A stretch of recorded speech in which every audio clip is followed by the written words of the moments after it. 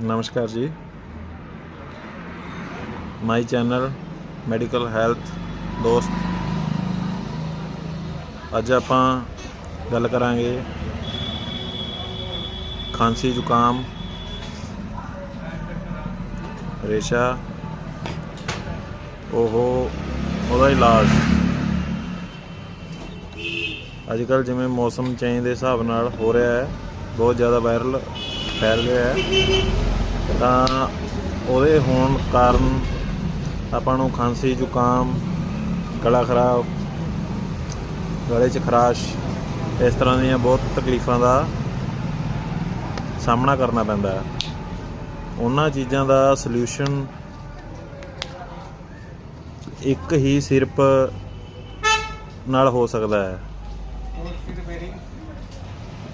ਜਿਸ ਦਾ ਨਾਮ ਹੈ ਡਾਕਟਰ ਮੋਰਫਿਨ ਦਾ ਰੈਕਸੋਫਾਈਨ DX। ਡੈਕਸਟੋਮੈਥੋਰਫਿਨ 10 mg, ਕਲੋਰੋਫੈਨਾਮਾਈਨ 4 mg। ਇਹਦਾ ਆਪਾਂ ਬੱਚਿਆਂ ਨੂੰ ਵੀ ਯੂਜ਼ ਕਰਵਾ ਸਕਦੇ ਹਾਂ, ਵੱਡਿਆਂ ਨੂੰ ਵੀ ਯੂਜ਼ ਕਰਵਾ ਸਕਦੇ ਹਾਂ।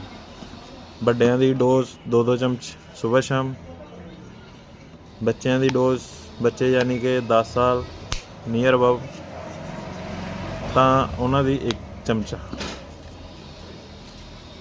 ਜੇ ਤੁਸੀਂ ਇਹਨੂੰ ਲਗਾਤਾਰ 3-4 ਦਿਨ 5 ਦਿਨ ਲੈਂਦੇ ਹੋ ਤਾਂ ਤੁਹਾਨੂੰ ਹਲਕੀ ਫੁਲਕੀ ਐਲਰਜੀ, ਖਾਂਸੀ,